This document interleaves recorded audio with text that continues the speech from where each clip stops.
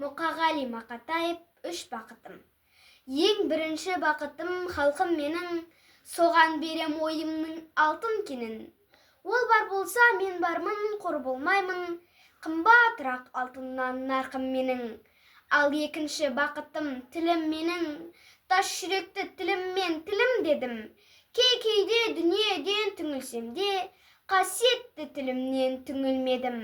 Бақытым бар үшінші отан деген, кім мықты десе біреу отан дерем.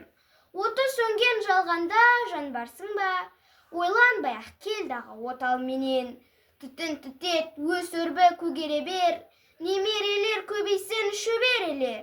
Жадыңда ұста жақсылық күтпегейсің, от емес оқ сұрасаң менен егер. Үш бірдей бақытым бар алақанда, мені мұндай бақытты қып жаратар ма? Үш күн нұрын төгеді аспанымнан, Атырау Алтай арқа Алатауға.